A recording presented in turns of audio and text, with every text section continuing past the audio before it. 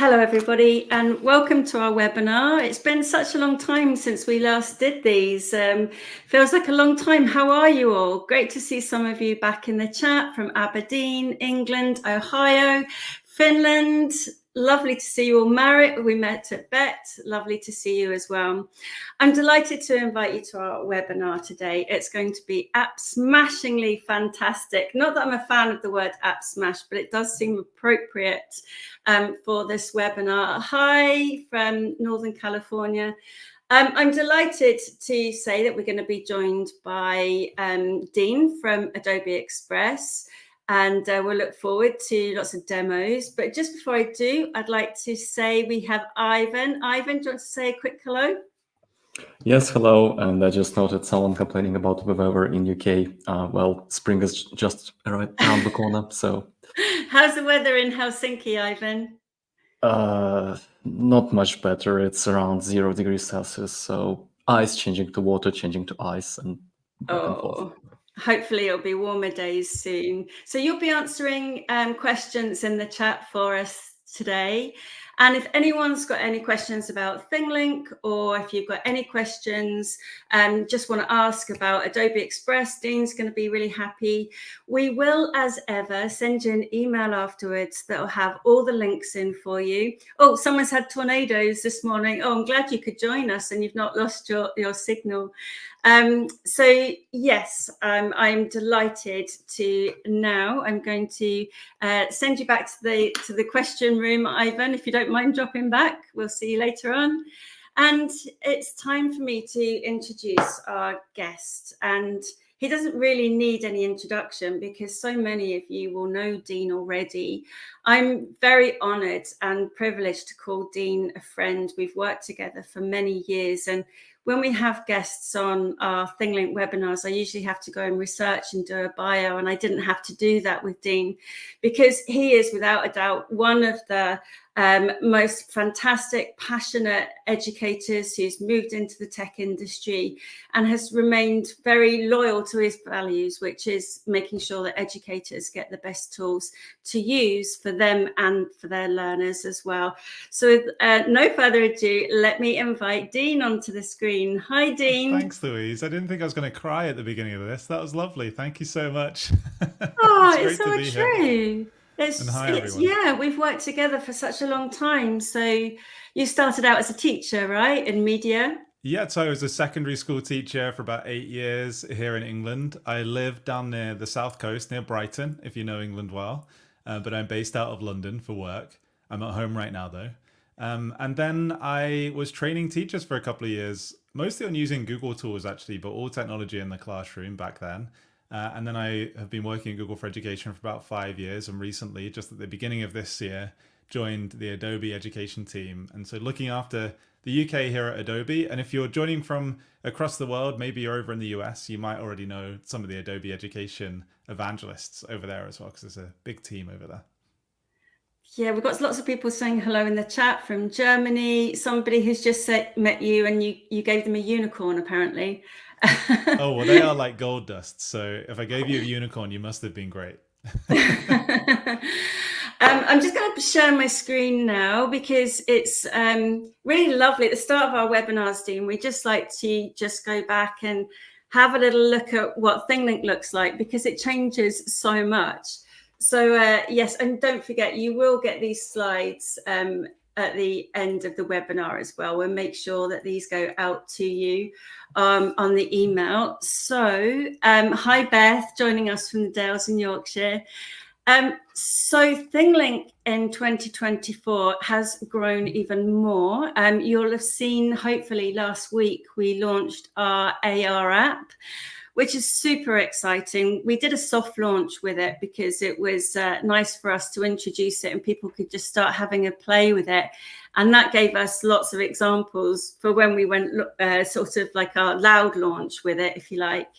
But just looking at some of the other things as well, ThingLink as an editor, you can use with images, 360 images, videos, 360 videos, and of course, 3D media. And one of the things Dean and I are going to be talking about is how you can create images so beautifully in Adobe Express and then use them in ThingLink. And we like to bring the best of the tools to our community as well. So we're delighted that this is where you can really help us to create those base media assets and the videos as well. And then, of course, we have Scenario Builder, which is where you can build your branching scenarios. We also introduced guided tours where you just have one button to click that will take you through a sequence within the tour as well. And last year, some of you, actually, you worked with Google at the time, Dean, so you might have known about this, but of course, the Google Street View camera app was discontinued by Google, and a lot of people used it to take 360 images and then upload those to ThingLink to make mini field trips and virtual tours. And of course, that was discontinued. So we stepped up to the plate and we've introduced our own Pano to 360 tool. So anyone with a mobile phone can take a panoramic image with a little bit of trickery and AI. We kind of fill in the tops and the bottoms and turn it into a fully fledged photosphere. And lots of discussions going on. Thanks, Ivan. He's just put the link to our Pano to 360 tool there into the chat as well. Now, the AR app, I have a little video here, which I was just going to play for you so you can see it in action. If you haven't seen the AR app, this is what it looks like. And here's Ula, who's showing us.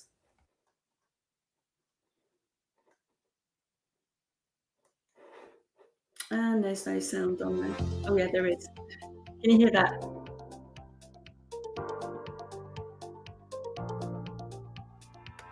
Hello, we're today at the Helsinki City Museum, which is, by the way, the most popular museum in Helsinki. We're here to try ThingLink's new AR app and show you how it works. Earlier today, we were here to take photos of some of the work, and we also measured their approximate dimensions.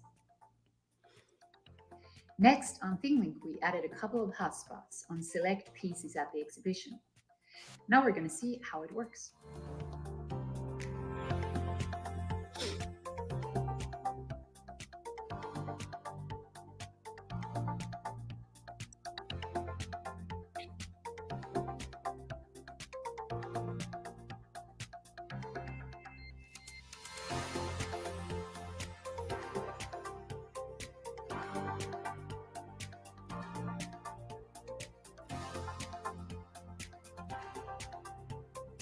So we at ThingLink built easy-to-use tools for creating interactive learning experiences in both digital and physical environments. If you want to try out our new AR app, make sure to sign up at thinglink.com. Well, there you go. That was Ula. And you did see Ivan in there as well. Ivan was had a little cameo in there. I don't know if you saw, but yeah, Ivan was showing us how you could use it as well. And it's not just for the iPhone and iPad. Someone's commented there. It is available for Android devices as well. That's why we went loud with it last week, because the Android app was made available on the Google Play Store. And of course, you know, if you are using tablets, it's now going to work on your Android tablets. I haven't tried it on an Android Chromebook yet, Dean. I don't know if, because schools do have flip devices with back-facing cameras and tablets, don't they? So yeah, if you do have Chromebook tablets or Chrome tabs, you might be able to get it to work on there as well. And yeah, so I thought it'd be really cool, Dean, if it's all right with you, we'd have a little bit of a reflection about BETT, because we caught up with each other at BETT, and I was invited to present on the Google for Education stand and the Class VR stand about ThingLink. And I must admit, I came away from this BETT feeling really enthused and really excited about what's happening in education. And for some of you who weren't there, it'd be great for us just to have a little chat about that. But also, you know, what was your sort of message there? Because you just started at Adobe Express when you were talking at BETT. So that must have been quite an opportunity for you to kind of think about your messaging as well. Yeah, I think it was my 4th week on the job at the world's biggest EdTech trade show. So it felt like a trial by fire, but also I think my 11th year at BETT or something, maybe not that many, maybe 9 or 10 or something. But I agree, the general atmosphere was really positive this year. I think that there was the real right balance of things for people to check out, but it felt like the community really came together again. It was such a great opportunity for people to connect. It was so nice to see you, for example, and I saw lots of people doing the same. For me, my message this year was just all about bringing a bit more creativity into the classroom. I think sometimes we can get bogged down in thinking there's only one way for students to show us what they know about things. And also sometimes just giving the choice can be a bit more fun. And sometimes it sounds like the word fun is maybe banned when it comes to talking about classrooms. But I think learning at the core of it, it should be fun, you know? There are always going to be things that we all have to do that we don't love. And so we shouldn't ever be expected as a teacher just to make every second of every lesson really super fun. But why not make sure that we are having fun some of the time and giving students the choice to show what they know in different ways? That's really interesting. I heard a conversation once by somebody at BETT, and they were saying we shouldn't say that things are fun because, you know, does learning happen when you're having fun? And they said we should use the term purposeful enjoyment instead. Right. But I Yeah, it think really rolls off the tongue. fun's much better. Yeah, as I said, I was really enthused by BETT. I think there was a real groundswell of discussion around AI and what that's going to bring to education and what education looks like in the era of AI, which I kind of think are two different things. And I was also quite enthused to see this article that I've put up on the screen, which is linked in the deck that you'll get. And the BETT team was saying that there are 4 big trends that we're going to see in EdTech in 2024. And one of them was immersive learning. And it was great to see that as the 4th one on the list of big trends. But what it talked about more was immersive learning being about, you know, XR experiences with headsets. And I came to BETT and my message was immersive learning is absolutely, I think, going to really become so much more accessible and popular for people. And it's not just about headsets. Immersive learning can happen when you have that kind of multimodal type of experience. And some schools can't afford headsets and they are cost prohibitive. But also for some young people, it might not be right to, you know, to use headsets for whatever reason. So yeah, I was really pleased to be able to sort of shine a light on that, I guess. Yeah, I love that. I actually recently saw a quick presentation from Goldsmiths University where they were talking about how they've allowed one of their subjects this year to do multimodal assessment. So they get a choice of whether they want to write an essay, which would be the normal way to hand in that assessment, or do something more creative, whereas I just think of it as a different way of handing it in, right? Writing can be creative. Some people really love writing an essay. There's no reason not to allow them to do that.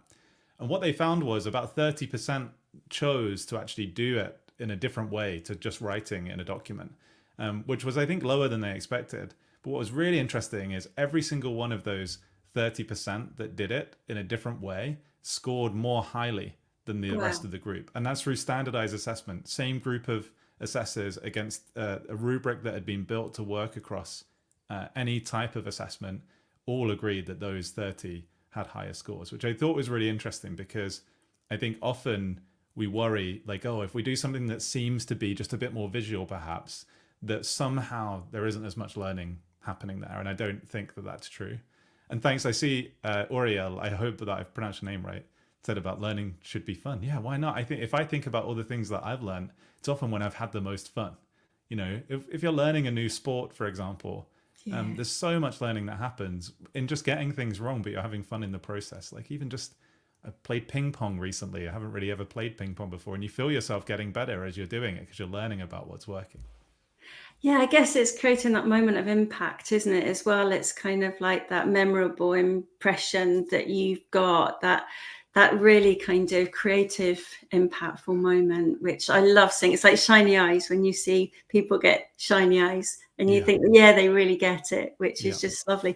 James has just put a nice comment in the chat as well. The freedom to explore creativity is more engaging and motivating, which is just fantastic. And I mean, obviously there was a lot of talk about AI as well at BETT, and you know, there's been quite a few blog posts as well recently. I saw this week where people are, you know, just either, you know, sharing their concerns about it, which I think are really legitimate. I mean, and it's really great that people are feeling able to kind of share their voice, which I think is really important. And I think we saw some of that at BETT as well. Was there anything that kind of piqued your interest about AI in education at BETT?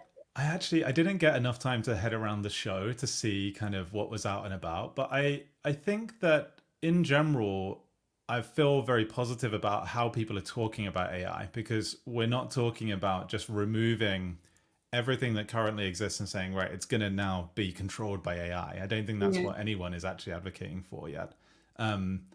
But instead, it's about how can AI take some of the burden off? We know teachers have some of the highest workloads of any industry. So if a computer can help take that kind of boring admin away so that you can do the stuff that really matters, that requires your brain, and have the individual context of every student in your lesson and build those human connections, which is so important, then I think that's probably the right direction to take. And I actually, you've probably know, well, you know Dan Fitzpatrick, Louise. He said something in a presentation that I saw, and I know that he did a keynote at BETT, but I didn't get to see him there. But he talked about, you know, what AI can do is raise the ceiling of what's possible, right? But at the same time, it raises the floor. And so people who feel like they weren't as creative, to lean into the creativity thing again, actually now are able to create things that they wouldn't have been able to think about before. So I think there are different ways to look at it. And I think it's absolutely right that we're cautious about any technology that we introduce that has some unknowns, right? And we do it in the right way. But it's exciting for sure. It's really interesting that you mentioned Dan, because this is one of the ThingLinks that gets mentioned quite often, and Dan produced this. This was the depiction of the Finch house in the book To Kill a Mockingbird, and he's just done this really nicely. He's got the house, which is the Finch residence in Alabama, and then you've got Scout. Well, howdy there. I'm Jan Louise, but folks around here just call me Scout. And he thought it'd be really nice if Scout introduced the students to, you know, to the scene and the book, and got them thinking about it and understanding the context. And then you can hop through and go into the courthouse. And this is a great example. And I think it's actually a really nice way of thinking about what we can do with tools like Adobe Express. And that is, you see that little video of Scout, and she's talking, that was done using Midjourney and DID. And I think what we saw initially with AI was some amazing tools and examples, but they're still quite difficult to get your head around to create. And as Tom Mulaney said in his blog, I don't know if anyone's seen that this week, is that, you know, should we be creating kind of historical figures and bringing them to life? You know, there's something in there which is quite interesting to think about. Maybe for another webinar, we'll invite Dan and Tom back. They've both been guests on our webinars. Only the best. Yeah, I mean, there are lots of existential questions around this, right? And Dan, I think, is a good example of someone on the extreme end of talking about AI in a very positive way, and actually that we have to just accept that it's coming and so on. There are people on the opposite end of the spectrum as well. But I think it's an exciting time to both, one, just to be alive through this, but also to be in education. Definitely. And that's a really nice way for us to then start thinking about Adobe Express, because you have a way for teachers and students very easily, rather than having to go to Midjourney and then use another tool that you pay with, or maybe aren't the right age to use. You've actually got an animate with audio function in Adobe Express, where you can start to take those small steps into creating those kinds of immersive experiences and multimodal experiences. Yeah, so I've got just one quick slide with a few bullet points on it. I'll quickly go run through that, and then I'll jump in and do a live demo, because I always think it's just nicer to see it in action, isn't it? Yeah, for I can't help sure. myself with a live demo. If you know me, if you've ever seen me anywhere before, you know that I have to get into the thing itself. I won't cover all these points in detail, so feel free just to put them all on the slide, Okay. Louise. But the one thing I'll quickly underline is that for primary and secondary schools, wherever you are, Adobe Express is free. If you're in higher education, there's a fee, and you can contact a reseller to get help. But for primary and secondary schools, Adobe Express, everything I'm about to show you is completely free. And you can get yourself signed up as a school and create accounts for all of your students. So if you're already using Google Workspace, for example, or Microsoft 365, you could sync all those users from there into the Adobe Admin Console and give them all access. Now, I'm going to try and cover as many of these as I can in the demo in a second, but effectively, Adobe Express gives you an all-in-one editor. So it allows you to create graphics, and if you want to, maybe start animating those graphics and turn them into videos. And you can just download them as a finished video or an image, or you can share and you can collaborate in real time on what you're creating as well. And so really anything that you can think of is possible, right? Your imagination is kind of the limit. But what I love in particular, and I've still been discovering the product myself, I mentioned I've been here 2 months now, are some things that we call quick actions, which include animate from audio that Louise just mentioned that I'm going to show you in a second, but also just the ability to remove backgrounds from things very quickly, and not just from images, but from videos as well, which I think is really powerful. All right. And one other thing I'll mention is that with the free education edition, you get access to thousands of premium Adobe stock images and videos and so on. So if a student doesn't want to go out and film something themselves, they can just create an amazing, engaging video themselves, still using the stock things that we have. So if we're ready, Louise, I'll jump into the screen if that's all right. Or do you want to have go a for chat it. So I'll just remove me and go for it and share your screen. Perfect. All right, so here we go. This is what Adobe Express looks like on the home page. And in a moment, I'm going to jump in and create something all about the water cycle. But before I do, just because it's been mentioned a couple of times, we're going to look at this quick action here called Animate from Audio. And if I click on here, what this does is gives me a choice of loads of characters that I can choose from. And we add to these characters. So every couple of months, there are new characters added.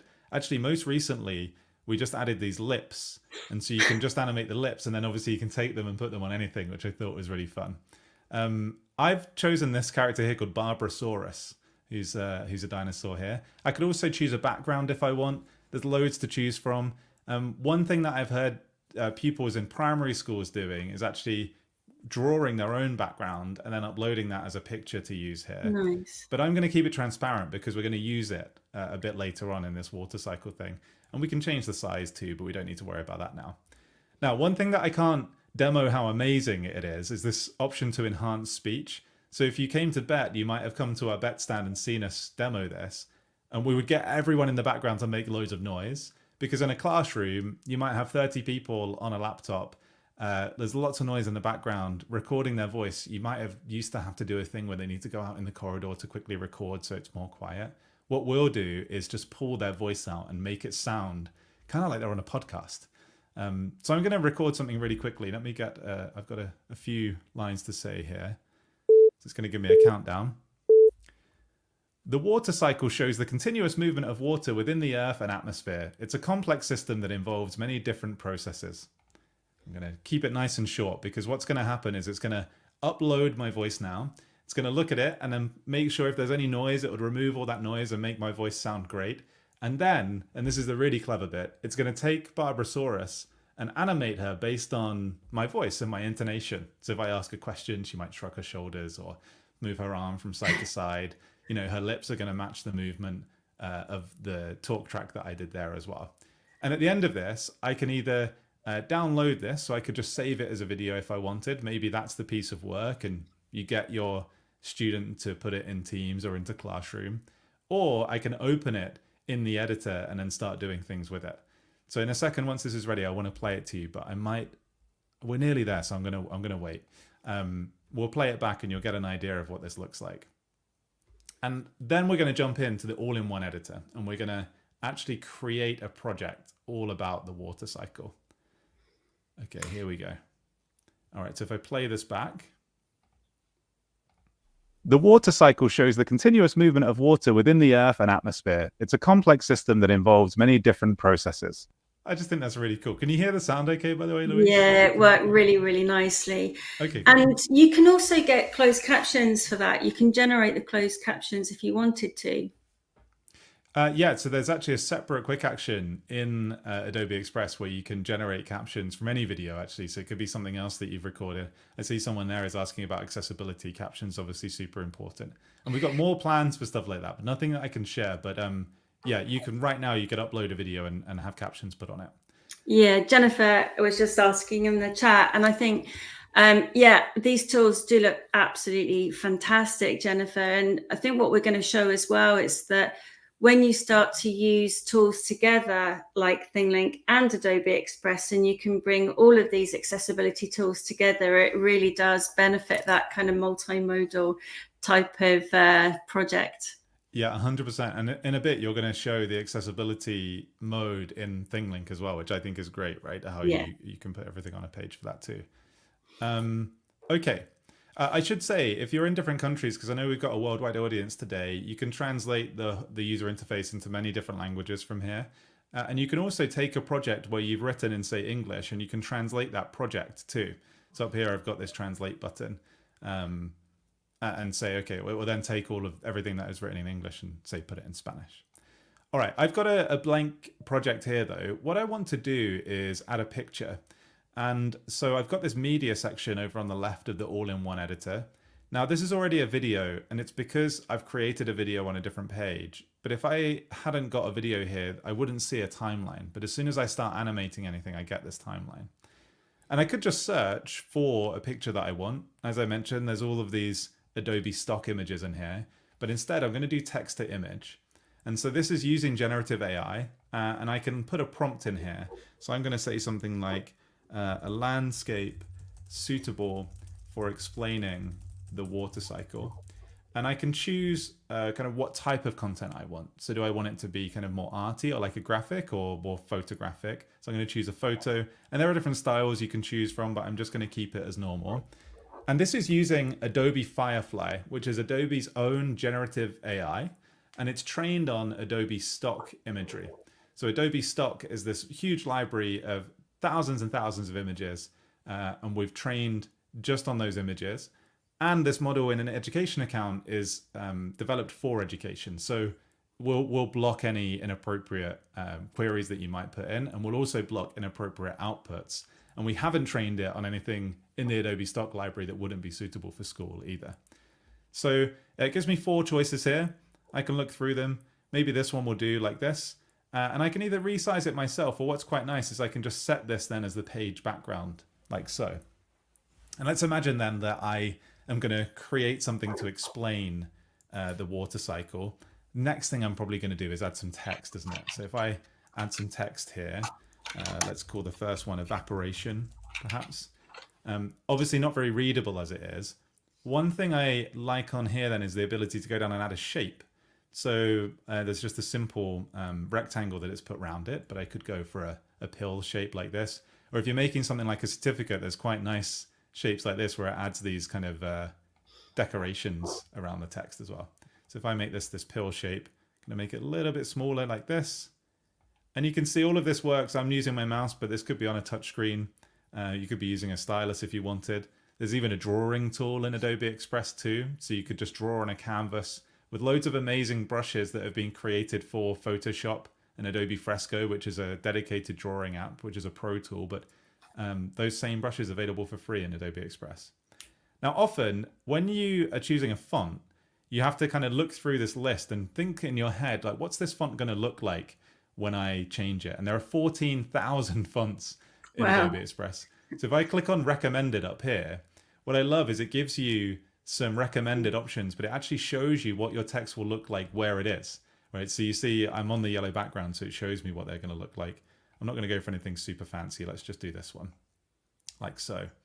Now, I'm going to do one more thing here. I'm going to look now at elements because I want an arrow. I'm going to kind of have the water cycle where it's explained kind of going around the screen, right?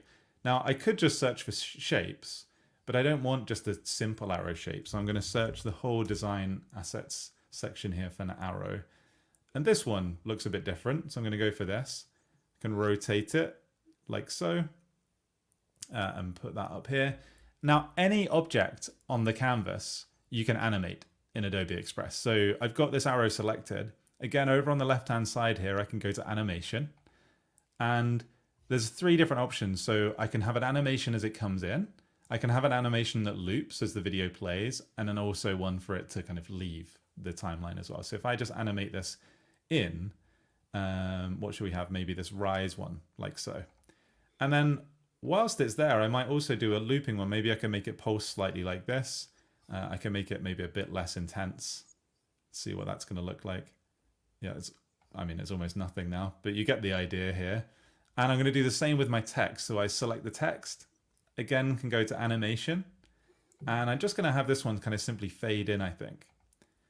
Now, if you wanted to get really clever, you can also change the timing of these. So I can make sure the arrow comes in just slightly after the text, for example. So if I just play this now, the box comes in and then the arrow is going to come in like this. Now, some students, they don't need to get involved in doing that, right? But some might be really creative and love really editing videos, so they get really into the detail and will figure this stuff out for themselves too. What I'm trying to get at is whether you're trying to make something simple or you want to do it more advanced, kind of the options are all there. It's scaffolded for you, right? Now, I'm not going to go and complete this whole thing. One thing I didn't show you earlier on that I'm just quickly going to call out now is also the ability to do generative fill. So we generated an image from nothing, but I can also edit an image to add more to it. So if I go to generative fill, I get a brush and I'm going to type clouds in here. I'm going to brush on an area that doesn't have more clouds because I think clouds are going to be really important for explaining the water cycle. And it's going to add some clouds to this image for me, and it will do it in exactly the same style that I chose. So if I selected like the retro style earlier, this would be doing the same, but as it's a photorealistic style, we're going to get some results here. There we go. So let's have a look. These look pretty good, or maybe this one I think fits the best. And there we go. I've just edited that image literally just by using words to describe what I want. And you can do a really similar thing with text, which you're going to see in a second. So I can describe what I want my text to look like, and it will give me that. And here's some ideas. So if I scroll along to my other page here, I'm going to quickly play you what a finished article might look like. And remember Barbosaurus from earlier? You're going to see her in this as well. So here we go. The water cycle describes the continuous movement of water on, above, and below the surface. There you go. So you get the idea. And there's also in Adobe stock, there's all the audio. So I've pulled in a piece of music underneath there as well. All right, I'm going to stop there, Louise. I've been talking for a long time, but let me know what you think. Any questions? No, it's amazing. And there's some really lovely questions coming in as well. Somebody has asked, Peach Mango, lovely fruity name. Is Adobe Express an app in Creative Cloud or in browser only? So it works in the browser, and we have a new mobile app launching soon. This used to be a few different tools that you might have heard of called Adobe Spark. So we had Adobe Spark Post and Page and Video, I think, but now it's just all in one in Adobe Express. So very close to having a new mobile app, but right now you can use this in any browser on any device. Amazing. And then Sandy has said, if you didn't see it, that it's a fantastic game changer in education. I agree. I just love how simple this is to get started, but how deeply you can get involved in creating something really phenomenal. You know, companies are using this now with their own marketing teams to create things that they're posting online and being used elsewhere. So you don't need to learn all the ins and outs of a pro tool to if you want to get started. The barrier to entry is now a lot lower, right? You can just jump into Adobe Express and get what you need straight away. And am I right in thinking that you don't even need an account to use some of these, that you can just use them? So people don't have to worry about creating student accounts initially. They can just go and use these. So yeah, things like Animate from Audio, the quick actions. If you just search Google for Adobe Animate from Audio, you'll get taken to a page. Maybe I'll quickly pull it up on here. Which will allow you to actually try this out without being logged in. Now, you won't be able to download or edit it without being logged in, so you would need an account for that. But if you just wanted to give students the ability to give it a go, they could go and do that right inside the browser, and it will pop up on its own like this. And that the link that appears that you can't see on my screen here in the URL, in the Omnibox or the URL bar, whatever you call it, you could just link directly to it and it will appear like this, exactly what you just saw, and you don't even need to be logged in to try it. And MFSS has said, can it be used in authoring tools like Rise or Storyline, which is Articulate, which is another suite of tools? And what we absolutely love, and this is something that I've said in many of our webinars, is that we like to play nicely with so many different apps and really encourage it. So you can absolutely use this downloaded in ThingLink, embedded in Rise or in a Storyline, and vice versa. Everything just plays really nicely together. Absolutely. So in Express here, you've got the option to download. So because this is a video, you can download as an MP4. But if you just wanted to capture a static image, you could do that as well. Or I mentioned earlier, you can collaborate in real time. So you could also share this and you can give people the link, or you can publish it to the web and basically allow this to be a template for other people to remix, or post straight into Google Classroom. Did I see somewhere there said they uploaded a PDF earlier to edit it? So this is one kind of little known thing that you can do in Adobe Express, is you can edit PDFs. So if you have an old PDF worksheet and you're thinking, oh, I'd really love to make that a bit more engaging in some way, or to update one of the questions, you can do that in Adobe Express as well. And you can actually merge PDFs and split PDFs as well. That's just super. I mean, I remember years ago when I started working in digital learning and having almost like a catalogue of software that the schools had to have. And we always needed to have quite high end PCs or Macs in a suite for graphic design. And of course, Adobe software was the, ultimate behemoth of industry standard for graphics design. I can't imagine now that there's any images that are out there that are published that haven't been retouched by Adobe Photoshop, for example. Yeah, I mean, name a piece of media like a film or a magazine or a flyer, like a poster for a new movie or something, and the chances are it's been touched at some point in its lifetime by an Adobe product. And so I can't think of a better company to be creating these tools for future creators.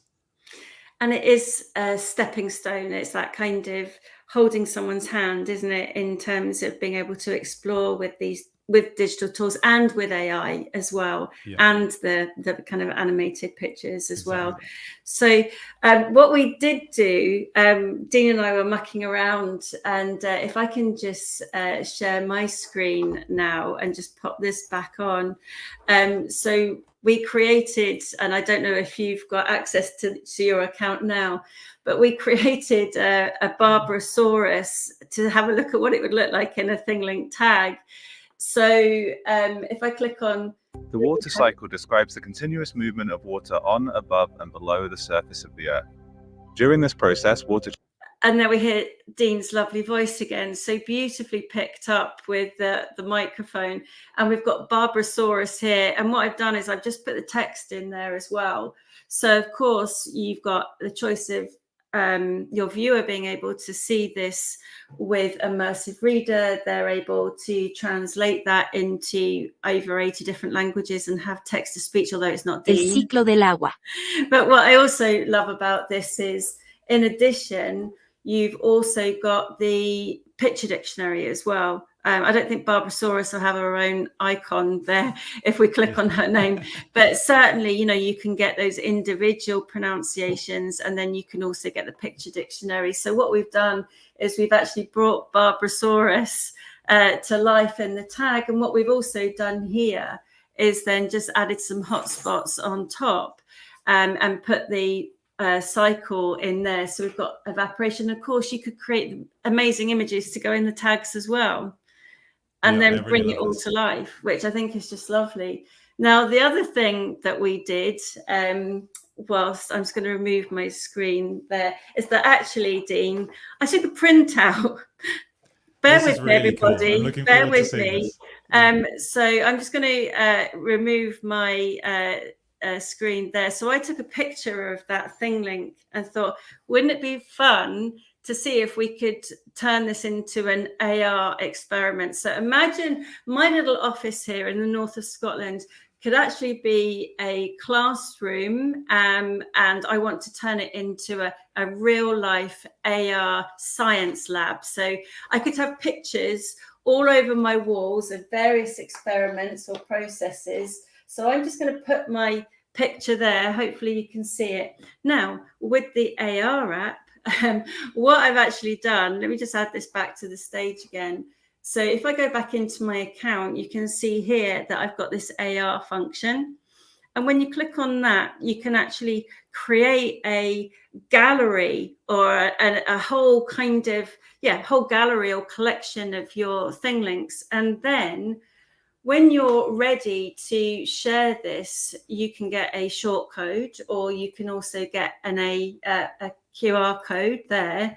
So with my phone, and I've got my trusty old Google Pixel phone, and I've also got a nice new iPhone there, and I've gone into the ThingLink AR viewer app and put it onto my phone, and I'm just going to put that short code in there, and there it comes up with the cover of my collection, and we'll see if it works, shall we? So here I have, I'm going to click the start button, and it brings up a viewer, and I'm going to hold it over the image, and it did work earlier on. I'll be really upset if it doesn't work now. Yay, it's worked!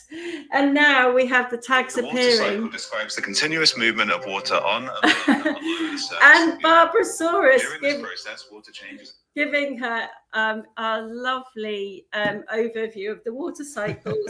Yes, it worked. That was amazing. I really think this is so cool. So what we've done there is, we've just kind of thought about immersive experiences being just about accessing on the devices, but now with the AR tool, you can actually create immersive experiences in the classroom as well. So yeah, indulge me. That was a bit of fun just to have a look through that. There is a question here. Someone saying it looks similar to Canva. What would Adobe Express provide differently than Canva? And do you know what? I actually thought a lot about this myself. I mean, obviously, you know a heck of a lot more than me, Dean. But what I found was that Canva for me was very easy for desktop publishing. Like I could do my presentations, but if I wanted to get into the minutiae of being able to augment my images and do that with AI, I found that that's where Adobe Express, hands down, was true to its heritage, if you like, which is about creativity with images. And that's the way that I would describe it in answer to Uriel's question there. I don't know if you want to add anything, Dean. Yeah, I think, like, I don't know Canva well enough to sit and do a kind of tick list comparison, but what I would say is that in Adobe Express, what stands out to me that's super popular are some of those quick actions like animate from audio, the ability to draw with these amazing brushes that are created by the same teams working on these Pro Tools. And as Louise said, it's kind of this bridge to the Pro Tools, to Creative Cloud. So if you know that you've got some subjects that are going to be using Photoshop or Illustrator or Premiere Pro, for example, for video editing, Adobe Express is a really good way in, because then you're already in the ecosystem. You'll understand what some of the buttons might look like and so on. And then for those that aren't going to use the Pro Tools, they just continue to use Express. And so in enterprise, that's what we see happening, where now people who would never have considered themselves designers or have actually got a set of tools that they can use just in the browser that allow them to be designers and even use some of the templates as well. I created something from scratch, but there's lots of things in there just geared towards education as well. Thanks, Dean. And I guess it's always difficult because I never like to kind of compare apps, because I think that's a rocky road to go down. I think, you and I have had these discussions about Google and Microsoft and Google Classroom and Teams to death. And, it doesn't really solve anything, because at the end of the day, we want people to explore a whole suite and diversity of apps and find what works for them. And, that's what's nice about these. Yeah, choice is a great thing. We've never had so much choice as we do in 2024. Yeah. So it's just about finding what works. And that's going to be different for different people. Yeah, totally agree. Yeah. And app smashingly good. So let's have a look at another example. I've been dying to talk about this. So some of you might know someone called Ian Phillips, Ian Habs on Twitter, or have even heard about Crossway Primary. And this was a school that I was in. I've even got the same hoodie on. I do have other clothes. So I was working in the school. I don't often get to work in schools, but when I do, I absolutely love the opportunity. And this school came up with the idea of having, instead of just visual resumes that we might have done just on a Google site or a blog or something like that, how could we really ensure that young people were thinking about accessibility as creators? And I haven't seen anybody else do that, you know, really introduce the importance of that, and also start to think about multimodal and multimedia digital fluency skills. And this is what we did in Crossweight, which was just so much fun.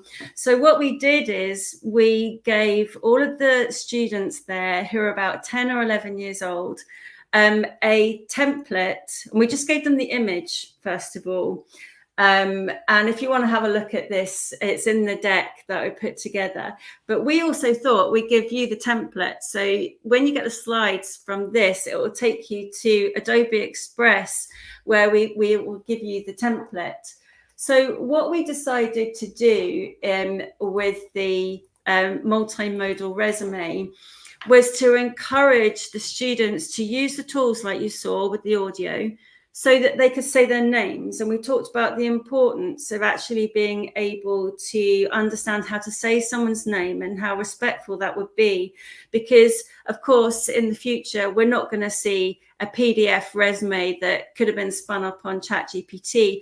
But how can young people really show their ethos, the very essence of their values? And so we created this multimedia resume. Here it is, actually in Adobe Express, and we've just put these basic, can you see that okay? You see the basic elements here, and what I love to do, and what are my values, and what are my skills, and we put these little bars. But first of all, we just gave people the image, and then we showed them how to put ThingLink and use ThingLink on the top. So first of all, they were able to say, for example, you know, what their values were and share things like this. And I was really transparent and talked about what my values were. And there was a board on the school, which was the school values. So we were able to explore those. So, you know, for me, it was about doing a good job and, you know, authenticity and love and integrity. And then the students could also put what they love. This is my dog Tallulah, by the way. That's not, that's more of Tallulah. But, you know, all of these things would show a future employer, or just reinforce to themselves or share with other pupils. That's just using the text and media tag. But we also asked them to, you know, put a tag about their skills as well if they wanted. And this was me doing my logo design on Adobe Express just for mucking around. So you're all welcome to come to my jam and donut shop. But also, you know, they could put little videos in there. And we also gave them the option to start putting in a poll tag and peer reviewing with their groups of peers. And instead of having a scale of, you know, good, bad, indifferent, or whatever, we wanted them to think about what they wanted their resume to say about them. And then each of the students could click on it and they could see the percentage. So am I a CEO in the making? Does it scream undercover genius? And this was just a kind of hand-ups poll, but it was nice to get that kind of feedback. So yeah, that was the activity. The pupils really, really loved it. And then what we did do is we said to them, because it's, you know, you always try and think about introducing quite difficult topics in a really welcoming, non-threatening way. So we wanted the students to really understand about accessibility. So we showed them the immersive reader and the tags, and then we also showed them how to use the other accessibility tool, which is here, which is when you click on this and you enable it, it turns your resume into a web page. And there you can see I've got some audio embedded in there, and there's some text and the interactive embeds. Such a good feature. Thanks. And then, of course, you've got screen readers, and you could use this with assistive tech as well. And you can also use all of the other tools here as well if you wanted to do that. So that was a really nice way and a really non-threatening way of saying, how do we ensure that everyone, no matter where they are, who they are, can appreciate you and your resume? And it was just lovely to see the students getting that. And I thought it was really helpful to be able to go into Adobe Express, and I've learned to do this. You'll be very impressed, Dean. When I click the share button, you get the option to publish it to web. And here you get the option to allow others to remix it, and then you'll get the publish link, and that's what you can share out. We put it in Google Classroom so that they could then get the background, but we didn't talk about that. We only gave them the image to use in ThingLink initially, and it wasn't long before the students were like, I want to make it all my own. And obviously it didn't have like the picture of Tallulah or the picture of me in there, but they then went into, you know, and it could be any editor, you know, but they were able to then really personalize it. And I was thinking, how cool would this be if they could then maybe, you know, change it? So maybe I wanted to, you know, change this for a different picture, and we don't have Tallulah there. You can also download it, and then in ThingLink, once you start to kind of play around with the tools, what you can do here is you can actually replace the background, so they can just upload the freshest version of their background, or they could clone it and then make a new one by changing the background as well. So I thought that that was a really nice way of keeping it fluid and just keeping it exciting, and it could just grow arms and legs. I really love that, how quick it would be just to change the background. So all of the info that you've worked on and the hotspots on your ThingLink are still there, but you just quickly update something about the design. You know, maybe you don't want rounded corners anymore. Yeah. Really cool. So I could talk about that all afternoon because I just loved that training, and we'll give you the link to the template. The other one that I really wanted to show you, and I can just do that here now, is that this is another update that's just been released from ThingLink, and it's just going to be great. But if I've got this ThingLink here and I wanted to maybe take an image and I wanted to, you know, change it with Adobe Express, we could do that as well. So, you know, sometimes if you get a ThingLink and you've made it and I say, what did I do with that image that I used originally? I really wish I had the original image. So now if you go onto the three dots, you can actually go to view source media, and it actually shows you that base image, and then you can right click and download it. And then you could upload it into Adobe Express, and you could start adding more clouds or flowers or whatever you wanted to do with it. So again, you know, these are just really nice ways in which you can do, you know, all of this together. My last example that I really wanted to show you, and I think it's quite nice that, let me just go back into my account. So we see a lot of these types of things, you know, where we see virtual tours, and these are used in industry, like kind of virtual tours, virtual field trips, how to, you know, use this kind of process. But when you see this as it is, it doesn't give it a lot of context. So why not create that kind of virtual tour front door with Canva? And then you could have a hotspot that takes you to this using that transit tag that I showed you originally with the Finch House. So yeah, we're seeing some really nice examples coming. This was one that was a brand activity for art students who created that logo. And then they created this virtual tour front door, and then you click through and they created the whole store using our integration with Skybox Labs. And I can send that to you as well, so you can see that. Anyway, time is really going on. I could talk to you all day. So I think we've just had a look at that. So I think it'd be really good, Dean, if you could just tell us, how can teachers find out more about Adobe Express, and what's your plans? Sure, yeah. So the first thing to say is, if you want to start using Adobe Express in your school, so you want to give all of your students an account, you can fill out this form here. If you're in the UK, we'll actually have a partner get in touch with you and kind of handhold you through the process.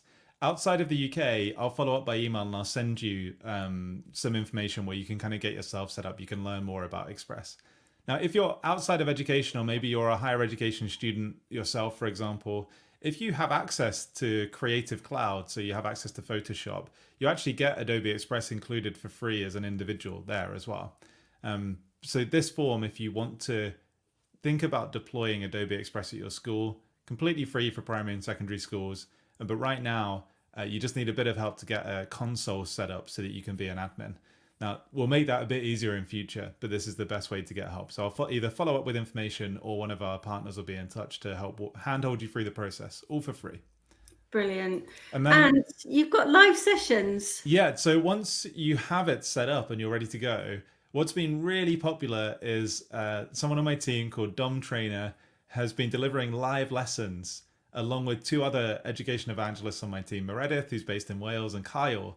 Now, Kyle, just really quickly, bit of a side note, actually creates all of the amazing brushes that you see in Photoshop, and he releases a new set every quarter. So all of the brushes in Adobe Express were actually created by Kyle.